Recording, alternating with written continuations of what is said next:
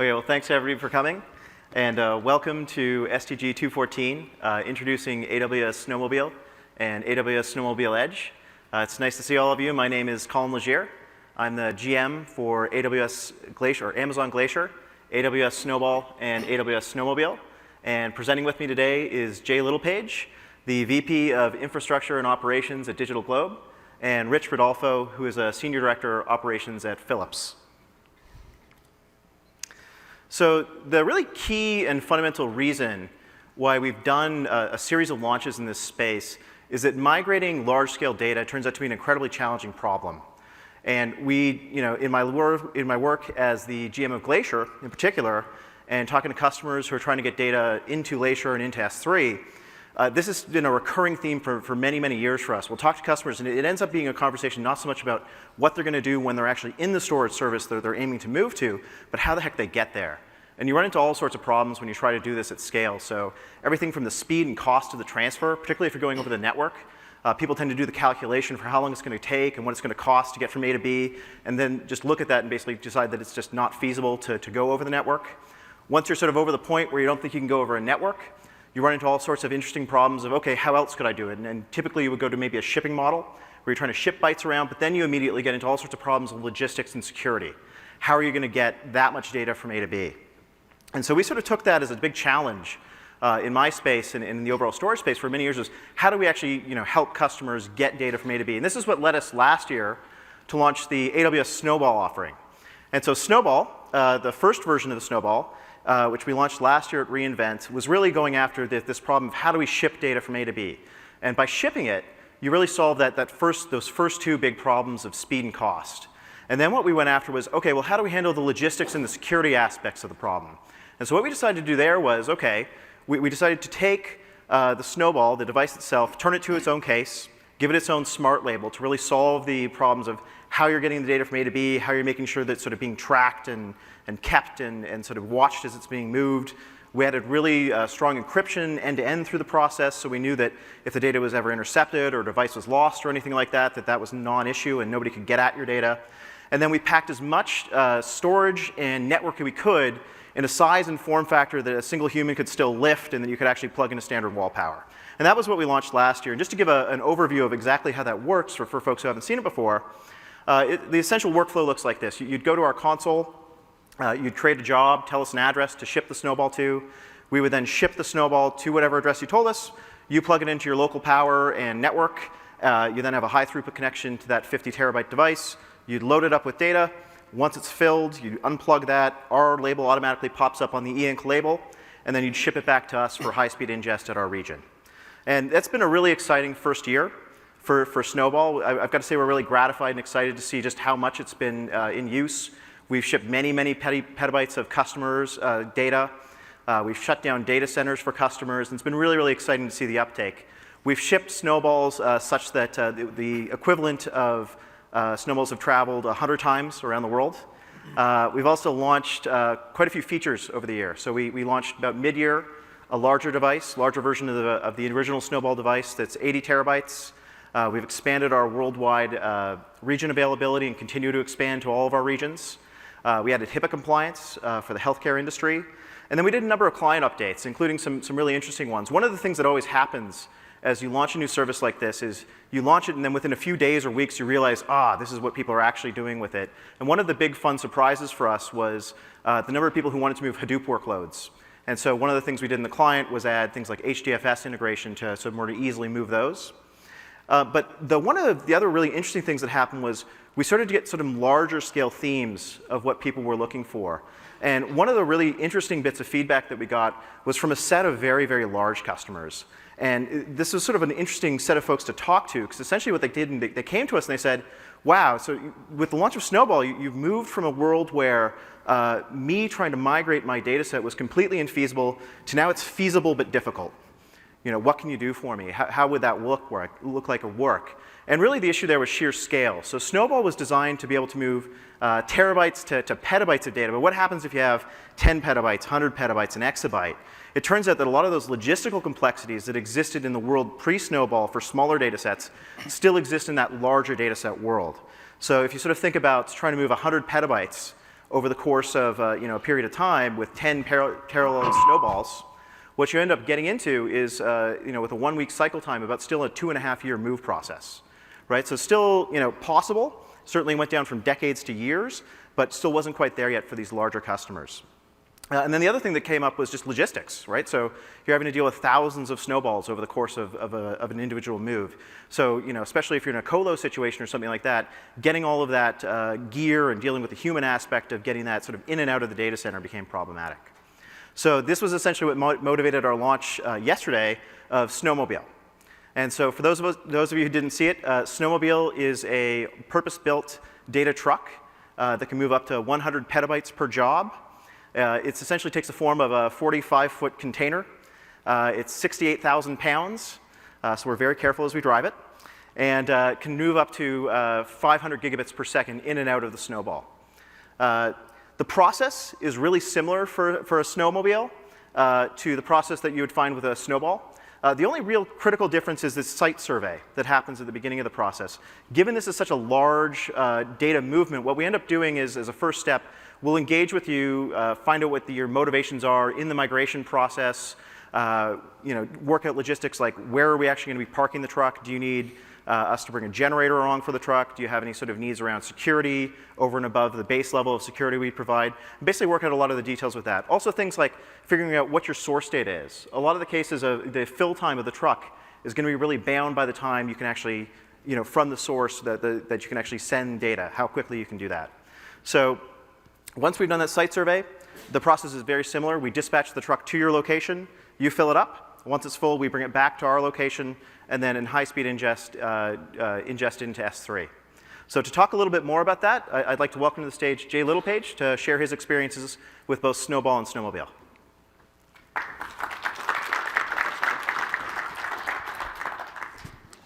Well, I heard the laughter in the audience at the keynote yesterday when people saw Andy with that picture saying, is this really happening? Is this real? And then the truck showed up. So I'm happy to be here to help you understand what dealing with the first real thing was like.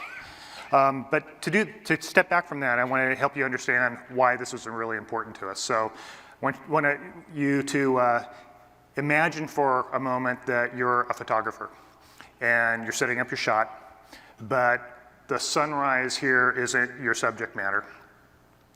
And your camera isn't on a tripod, and it's as big as the snowmobile itself. And you have about 12 minutes of contact time to be able to set up your shot, and it's orbiting 400 miles above you. So if you take that camera and you point it at this hotel, when you snap the shutter, your camera is actually going to be 1,200 miles away over the Pacific Ocean. And sometimes your task is to map the surface of the Earth with shots like this. But other times, it actually becomes really important and really vital, and if you get the shot, lives are saved. So the two smaller ships in this particular shot are slave ships. I know, in our century, slave ships. The Associated Press investigated how men in the fishing industry had been enslaved to catch the seafood that you and I might be buying in our supermarkets. And given an 800 square kilometer search area, Digital Globe was able to break open that investigation with this particular shot from our WorldView 3 satellite of the two slave ships offloading their catch in the middle of the ocean onto a commercial vessel that then took that catch into market to be sold and packaged. So the Associated Press won the Pulitzer Prize for Public Service for their efforts on this, and more importantly, 2,000 men who some of whom had been in captivity for decades were freed. So this is the type of thing that drives us every day, and this is an example of how Digital Globe, we see a better world. But seeing a better world takes a lot of storage. The image that we just saw is an example of what we call data boulders from space. A single pan-sharpened orthorectified image might be 12 gigabytes. And we create capture thousands of images every day. Over 16 years, we've mapped over 12 billion square kilometers of the Earth's surface. And with our latest satellite, WorldView 4, coming online very early next year, we'll be mapping over 1 billion square kilometers each and every year. So our archive over that time has grown to 100 petabytes. And every year, we capture and create an additional 10 petabytes of imagery. So we've built a data management platform, diagrammed here, to optimize and trade off between the durability, the economics, and the accessibility of that imagery. The vast majority of the imagery currently is on tape because it's the cheapest possible storage medium for us. But despite the fact that it's on tape, we can deliver and have delivered 90% of our high priority archive orders in less than an hour. And last year, we retrieved 44 million files from that archive process. So we've gotten really good at data management, but the fact remained that our entire archive, all that value, was pretty much locked away where customers couldn't access it. And further, as cloud became, moved from being something new to something common to something expected, the compute power necessary to extract information from the imagery became really important. And the data wasn't available for that either. Our geospatial big data platform, GBDX, was born and raised on AWS, but even our own product, was not able to access the entire volume of our imagery built over 16 years. Our big challenge has been that we're actually collecting more imagery from our constellation than we've been able to move to AWS through normal means. So last year, when Bill Vass was on stage announcing Snowball, and I will admit that I actually thought that was a prank, once I realized he was serious, I knew that this was something that would actually help us unlock our archive from the dungeon that it was in. And we quickly got to the point where we had a scale-out solution of snowballs. And with that, we've done things like we've moved the entire archive from Iconos, which was our first satellite and the first publicly available high-resolution imagery satellite. So we moved the entire archive with snowballs. We've moved large-scale mosaics of major metropolitan areas throughout the globe. And we've used Snowball to move the imagery for SpaceNet on AWS, and some of you might have gone to Shai Hornoy's talk earlier in the week. That imagery is freely available for use in basically training algorithms in the use and ability to extract information from imagery, all with snowballs. And so we've taken this three-step approach to migrating not just our archive, but ultimately migrating our production operations to AWS. And in stage one, using snowballs, we're actually replicating data over into AWS while our entire archive and our production processing remains on-premise. We've extended our data management platform to manage this data, which is in a VPC, accessible only to us, only to our services at this time. And in this stage, we're essentially still an NFS-based, file-based shop and access protocol, even though we're writing on object-based storage.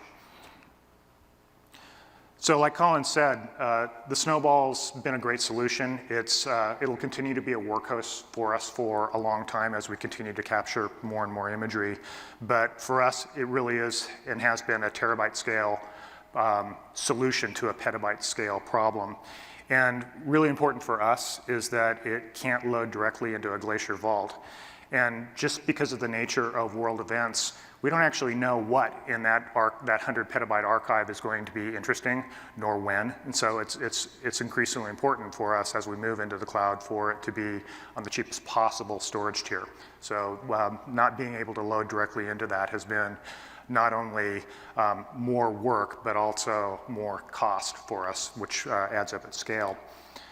So we needed a bigger Snowball, and one that was actually big enough that not only did you get to see it drive into the auditorium, but you can actually see it from space. That's it, sitting up there in the corner at our campus. This is purpose-built solution for exactly what we need. We're not exabyte scale yet, but we're on our way. And this is going to allow us to increase the velocity of the data that we're moving onto AWS. So in our second stage, we're using Snowmobile to push our entire archive in compressed form directly into a Glacier Vault, and we're moving it into a second VPC, and we're moving it into a separate region. We're signing and hashing the information before it goes under the truck, and then Amazon is actually also encrypting and signing and hashing. So there's a lot of verification of the data, not only verifying the security like Colin talked about, but verifying the integrity of the data after it's been transferred over. When we're done, we're actually going to have our entire archive over. We're going to retire our commercial tape libraries, which is something that all of us are really looking forward to because they break, don't they? So it's been a good solution so far. It's helping us out. We've learned a few lessons that future customers of the Snowmobile will be able to take advantage of.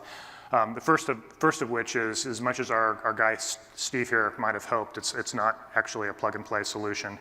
The key for us is, and for you, is that you're literally adding a data center to your network and to your facilities and to your security, and you need to treat it as such. For us, because we're an NFS-based installation with our legacy systems, and the Snowmobile is effectively S3, there's a lot of translation that has to happen with that data as it moves forward. And we've had to do a lot of work to tune the transfer for those data boulders from space, which are possibly unique to us. And I guess the key here is that every customer is going to be slightly different and is going to have a different shape of their data that they're loading. And so it's really important to pre-plan, to understand your data really well, and then pre-plan with AWS. So before the truck arrives, not only have you done a site survey, you've done a data survey, if you will. So when we're done with this process next year, our archive will be over in AWS. We'll have moved onto object-based access for our image library. It'll be one more step towards ultimately closing down our physical data centers. And we'll use AWS object lifecycle management with our tipping and queuing algorithms that we already use to be able to move the data from tier to tier, both up and down, depending upon what's going on the planet.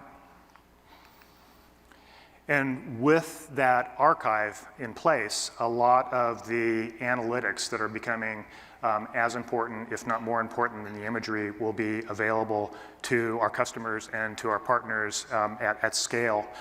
It's going to really help us understand the pace and the pattern of changes that are happening in the world rapidly at a scale that we simply wouldn't be able to support internally. So this has been something that's been really important to us, and I'm grateful that AWS not only had the skills to pull this off, but had the audacity to even think about the idea. It's a real solution for a real problem that a lot of customers have.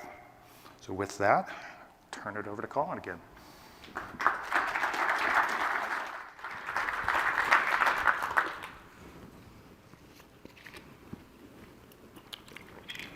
Thanks, Jay, and I'd just like to thank Digital Globe in general and Jay in particular. They've been a wonderful partner working with us on the early versions of both Snowball and Snowmobile and have given us tons of great feedback and help with that. So I'd like to talk next about the next big thing that we learned after the launch of the original Snowball, which was essentially that there were a couple different challenges that folks were facing at the edge. And the one that we really had in our heads when we originally came up with the idea of doing Snowball was really what we think of as a data migration challenge. And in a data migration challenge, what you have is you have a huge pile of data sitting in location A, and you need to move said pile to location B. And there's a certain set of things you have to do to accomplish that, and it's really kind of a complex problem, as we talked a little bit about before. But it turned out, as we began talking to customers, there was a very large set of customers that not only had a data migration challenge or had a totally different challenge, they had really a data collection challenge. And that was a bit of a different view into what needed to be done in the world here. So in this case, in a data collection case, you don't have a big pile of existing data you're trying to move. What you have is some source of data out there in the world that's generating data at volume that you then need to collect and do something with and then move. And it turns out that that's actually a really hard problem And those customers were excited that we were able to help them with the last few stages of that problem, the final move. But what they really wanted was something that could help them with that sort of end-to-end process. And looking at that, blowing up that sort of collection process a little bit more, it turns out that they were doing this sort of workflow and had these sorts of things that they needed to do. The first thing they had to do was, from whatever was emitting all that data, that sort of source of that data, they needed first to have somewhere to durably store that in a safe way. So they needed to sort of protect and store that data. So if you could imagine, once you've actually sort of generated it, often it's like sensor data, something like this, like a one-time shot at actually getting that data, and you can't lose it. So it can't be sort of beholden to like a single device or single point of failure. The next thing that they typically had to do was they had to access that data. Now this could be in the form of a human wanting to get at it, look at it, do something with it, or it could actually be code, right? Something that needed to react in real time to what was going on, or some other ancillary process that needed to make use of that data in the location or in near real time. And then finally, after it was there for a short period of time in that remote location, then they needed to move it from A to B and do that migration portion of the workflow.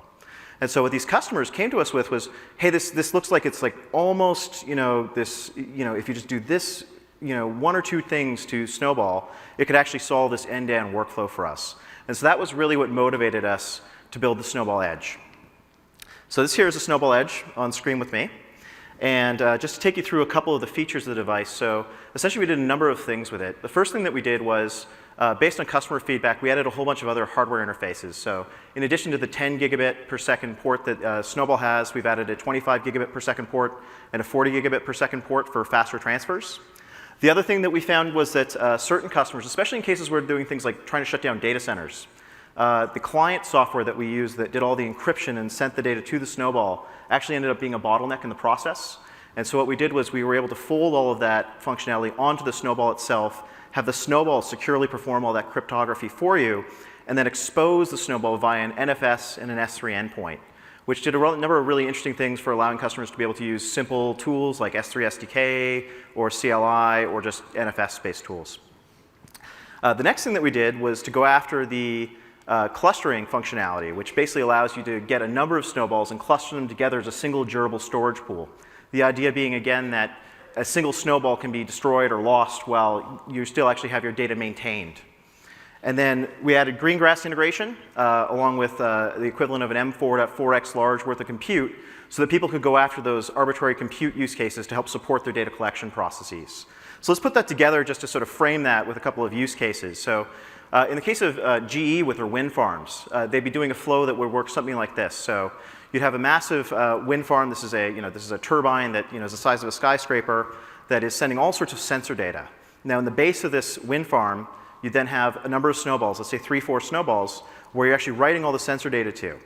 And then as that data is flowing into the Snowball cluster, you have your Lambda functions being triggered, which are looking for anomalies, firing off alarms, firing off control signals, doing anything that's needed to actually run that windmill in real time.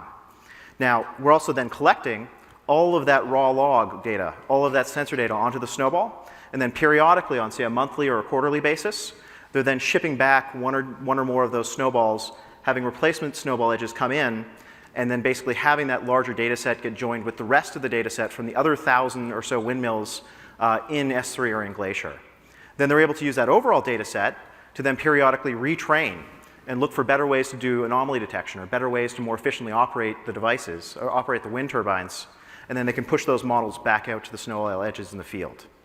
Another good example of that would be customers who are doing things like film crews, right? Where they're basically trying to capture large amounts of video.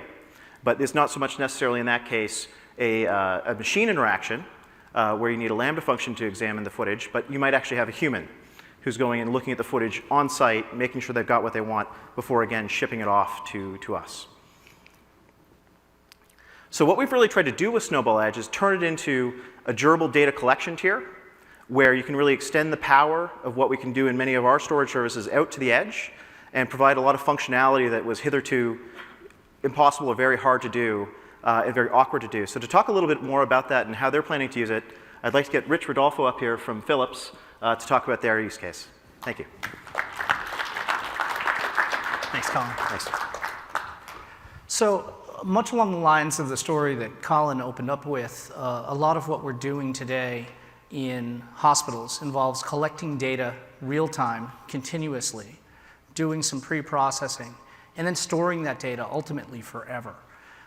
We've long ago started moving a lot of our static image data up to the cloud for a long-term archive, but we really wanted to take some of the advantages of working on a platform such as Amazon and extend it down into the hospital. But healthcare itself brings some pretty unique challenges. Well, there's similar challenges to things like financial and other mission-critical pieces, with the one addition that there is life safety involved in almost all of the circumstances. So what I want to start with is just a quick view of what is Health Suite. I'll talk a little bit about where we think some of the challenges are unique in healthcare, and then how Snowball fits into it. Health Suite is a platform that we've built that's designed to provide compute, storage, analytics, and connectivity for healthcare and healthcare-related businesses. It encompasses every part of that IT space challenge, including things like encryption, privacy, consent management. But when you really boil it down, it's a large amount of data that constantly comes in, and you need to store it forever and be able to analyze it. As we look through what our customers are asking for, it'll look familiar to a lot of you, but the scales are starting to become very, very large for us. Reliability, availability, serviceability, all have to get to a common goal of always up, always available. When some of our products fail, hospitals stop working. Literally, they shut down and they can't do anything. So we're always trying to get as close to 100% availability as possible, or at least fail to a mode where operations can continue. Performance. Performance has been something that we've constantly reached a lower bar, or I should say a higher bar in performance. And as soon as we get there, the customers expect more. So 15 years ago, one of our products sold as with a commitment of delivering any image, regardless of size. It could be very, very small. It can be as large as 2 terabytes. It needs to be on screen. Think about X-rays, MRIs, things like that, in 3 seconds or less. 15 years ago, that was an incredible achievement. Now that we've gotten them used to it, they're used to about a second of retrieval time. So when that goes to 3 seconds, suddenly that's completely unacceptable. So every time we get to a place where they're happy, that becomes a new norm. The idea of moving some of this data to the cloud that is absolutely critical in the ongoing function, and have that add latency to that return time, is problematic. It is a challenge. Connectivity is probably the biggest challenge for us today, in that the type of capacity in terms of bandwidth, the quality of that bandwidth, isn't universal yet, even in the US. And then the last thing is user perception and trust. That gets in the way a lot. There are some very long-held ideas about how you properly build systems in the healthcare space. Everything's got to be local. Everything's got to be multiple layers of redundancy. And if it's outside the control of the hospital IT, it can't be reliable. So the cloud is a terribly, terribly scary thing. So the mitigation for this has been having devices on-prem. That worked well for a while, but now we've got some facilities for one of our products where we have literally hundreds and hundreds of servers, and we add a new one every day. Every day we're slotting in a new server at one of the hospitals in Florida. And that's just not sustainable. When your customer is building a data center just for you to house equipment, eventually they start to wonder when you're going to fix it for them. So you come back and say, I'm going to move this to the cloud, and they say, well, that can't happen either. So come up with something else that's magic. Just to kind of drill into the connectivity piece a little bit more, to give you an idea of where this challenge is in the US, 10% of all Americans, which is 34 million people, don't have access to broadband. 39% of rural Americans, which is 23 million people, have very little access to even low-speed internet connectivity today. If you look at where the hospitals are where the people are, they have the same challenge.